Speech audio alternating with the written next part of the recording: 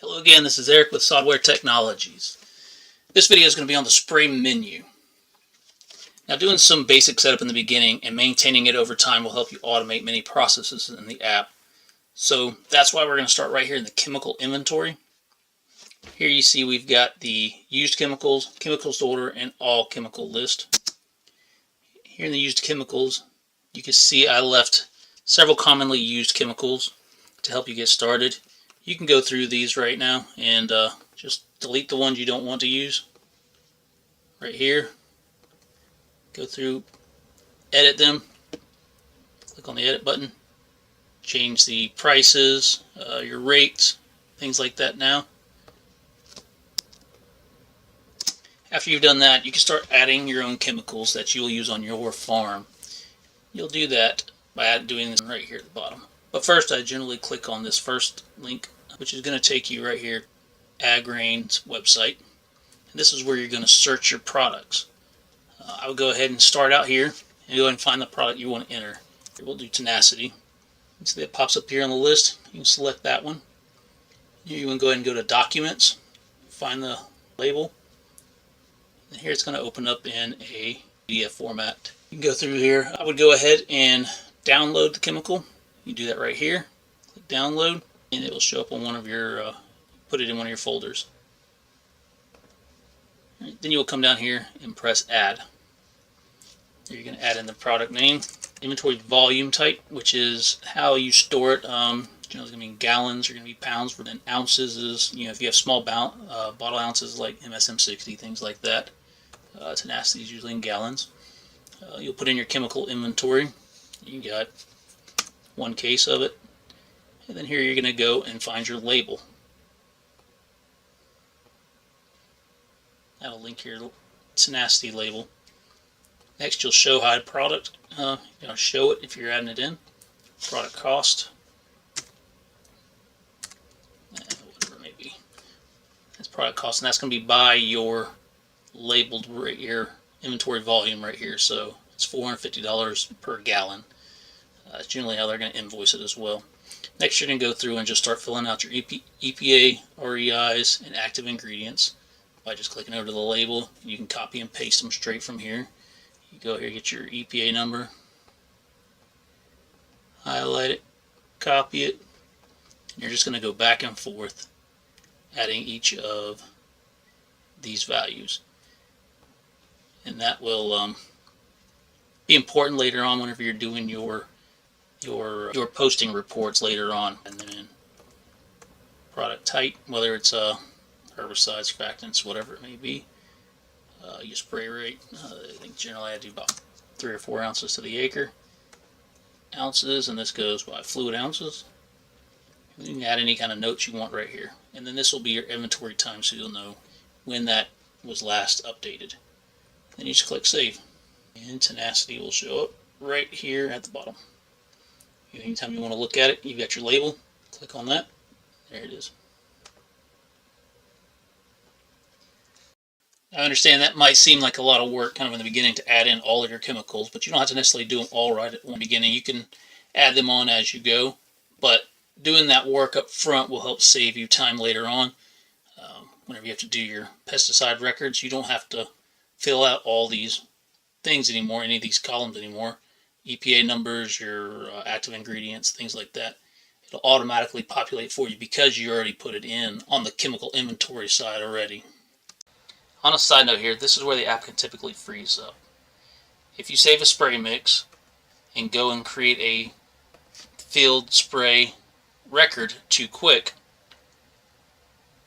you'll end up getting an error.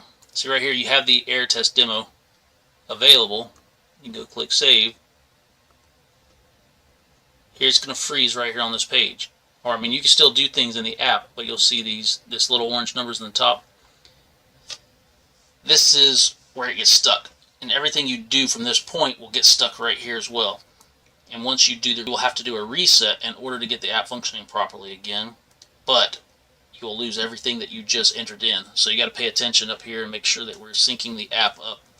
And it's just a good practice to go ahead and click this sync button before you start entering in your fields. So right now I'm going to go over how to reset this. What you're going to do is you're going to come back here. You can first try to sync it and see if it'll go. You want to try that. What you'll see, you're going to get this error, unable to add row. So what you do is just come down here, click cancel, and then you're going to have to go back to the menu button on the top left here, go to the bottom, reset changes. It says all those changes will be lost. 2 things will be lost. You hit reset, and it should resync your app now. You'll see at the top the orange numbers are gone. You go back into the list here, look at your spinning spray mix. There are no field entries for the error block, but you can go in here. There's your spray mix, and you can start adding them in now, and they'll sync up properly. You'll see in the pending list. See, now you have it. Now this can happen in other places of the app as well, but this has been typically the most common one for me. Now let's go over creating a spray mix. Here you see these group labels named active, inactive, and archived. This is to help sort and declutter your app. Active spray mixes will be the only ones available when you're creating a pending spray list, which I'll go over later. Now let's create a spray mix by clicking on the add button at the bottom right here. Here, the date at the top is an automatically changing data point that updates every time you adjust the inventory column. You can manually adjust it here. This is just today's date, but whenever you update the column, it will change to that date. Spray mix name is whatever you want to call this mix. I like to use the chemical name and rate to help differentiate the mix. This also allows you to search or filter for all the mixes with that chemical name in a large table of spray mixes like this one, and also in large pending and applied spray filled application tables like this one. But you can also search for chemicals in the search bar up here,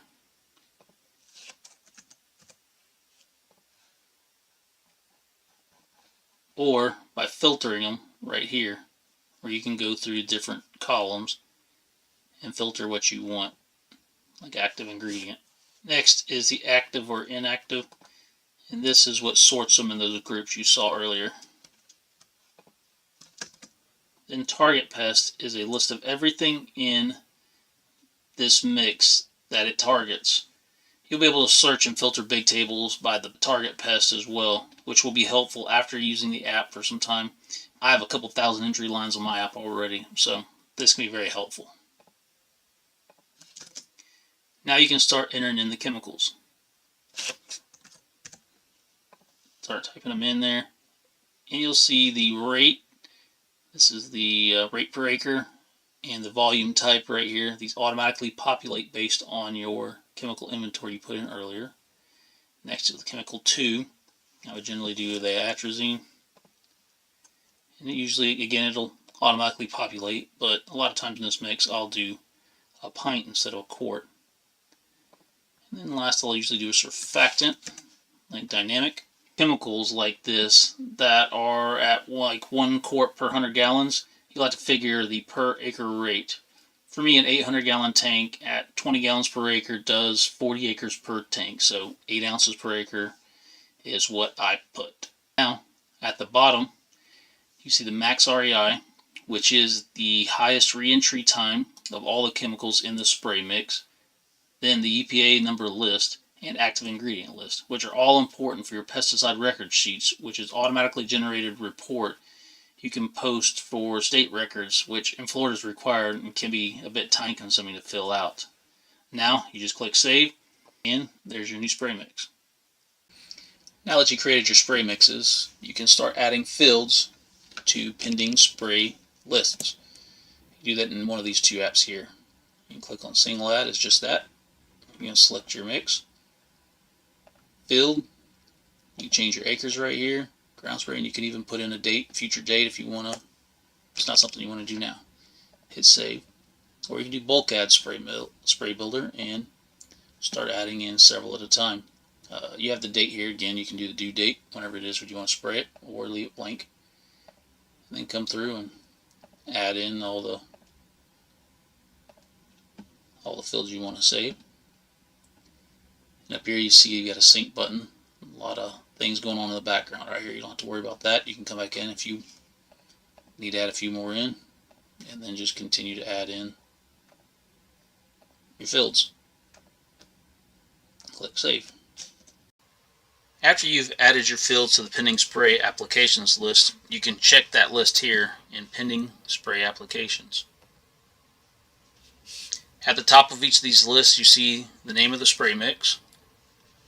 Next to that you see this number, which is the total acres for that spray mix that hasn't been sprayed yet. And then below that you have the list of all the fields that you have in this spray mix list. You can look over this list and see if there's anything that you need to change. If you see any duplicate fields in the same spray list, you can easily delete those ones. You can easily delete them by clicking right here in this checkbox, and you can select those. Here we got 106, spray twice, tenacity, 101, 102, 103. Then you just come up here and you can click delete. You can also do some bulk changes on the spray mix as well by clicking the edit button again and selecting the fields you may want to spray with something different. And then right here you click on this, it says change spray mix. Confirmation note, and then you want to change it from the webworm killer to awesome sauce. You click save. You can also click the edit button up top here, and you can change multiple dates here, selecting the date you want to spray it on, or you can change the acres right here as well. Change to 5. But I wouldn't change the field or the status here, because the corresponding info with that field, like the acres or applied date, will not properly populate and may not show up in some spray tables or printouts. You also may want to go over the applied spray applications and take a look at your spray history. Here you have a list of what was sprayed in the last 30 days in both a list form and a map view form. And then here you have everything that's ever been sprayed. Right here you see these clock buttons. Pop that out. All your information. Here you see these clock buttons here. They have spray again in 10 days, 14, 21, and 30 days. So if I press one of those buttons, Go-Go Juice, if I press spray again in 30 days, it will automatically re-record that same record for fill 105 Go-Go Juice, and then it will change it from 9/8 to 10/8 2024, but it shows up in the pending application now, so you'll have it in your list to go respray it again. You can also use the search bar on the top and search for keywords like a chemical name such as oceloprin. It changes your list, or a spray mix name like webworms.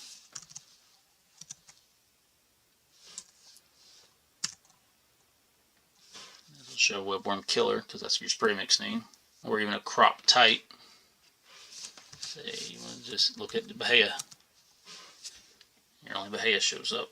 You can also, when this table is popped out, you can also use the search button and filter individual columns as well, and all your stuff's listed right here. You just click on those and edit, crop type. You do multiple things here. Crop types, date, change your start dates, end date, and when you're done, it'll change your list or filter your list down. And all of that can be very useful in larger tables. You also have this multi-view spray tab here that gives you multiple different tables or ways to look at your information to decipher what needs to be sprayed versus what has already been sprayed. Each of these blocks can be selected, expanded, or even moved around to give you a good comparison view to help you better make those decisions without having to navigate in and out of different app views. Here you can expand the pending view next to an applied view. If you want to take the pending view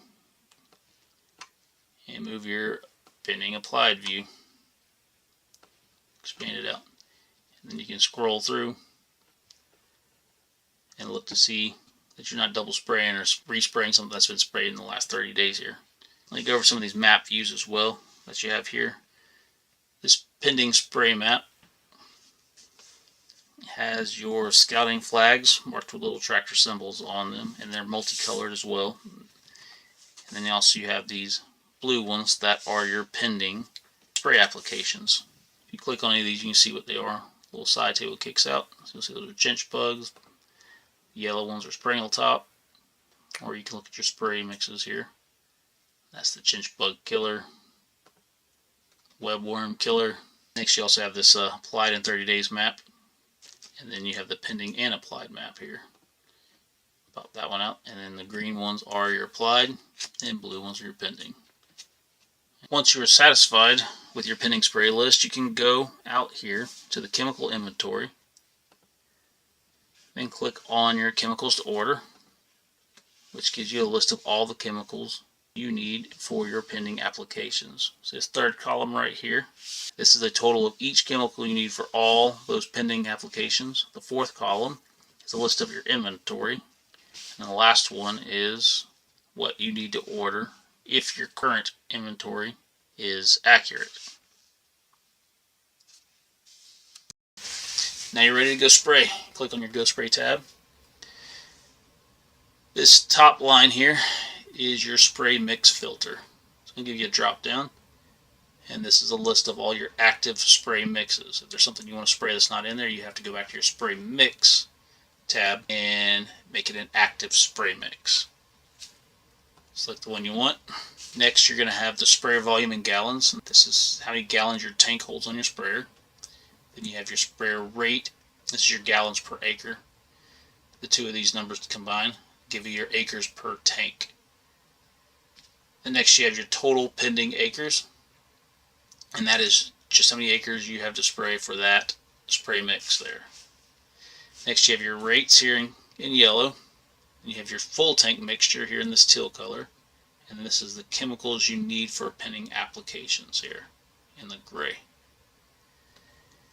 Now you'll notice here sometimes you may come in and see, we'll change this. You'll see this right here, you see these little caution symbols. This just means you have less than a full tank here. It's just a caution to make sure you don't mix a full tank. Now your sprayer is filled and you are ready to go spray.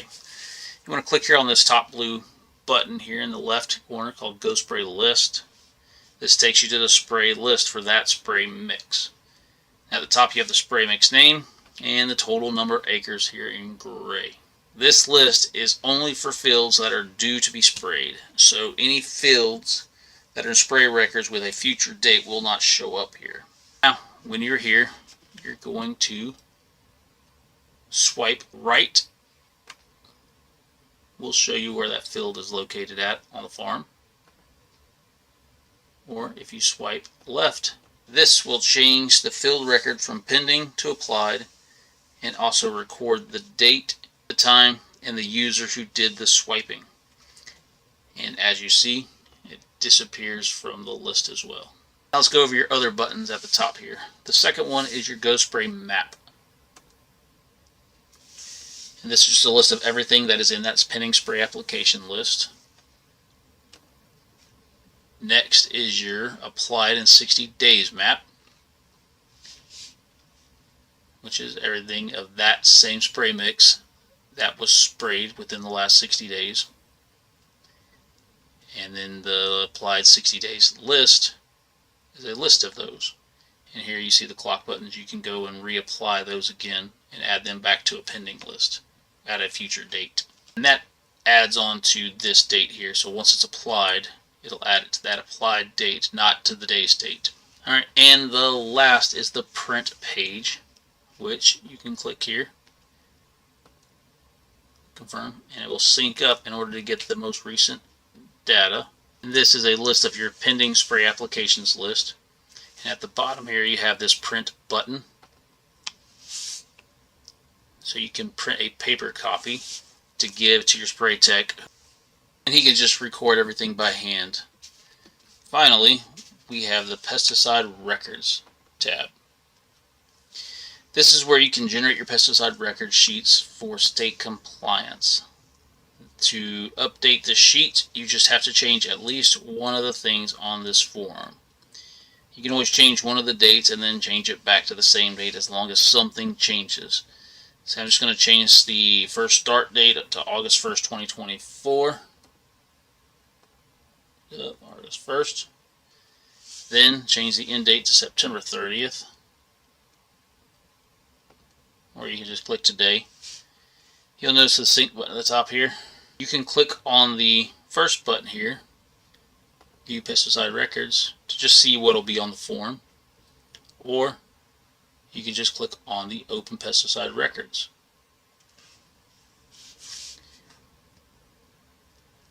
This sheet will open up in another window, and you can check on everything to make sure it looks right. Sometimes it hasn't updated yet, and you just need to give it a few minutes, and you'll see a black bar that'll pop up at the top. It just says you can just dismiss that.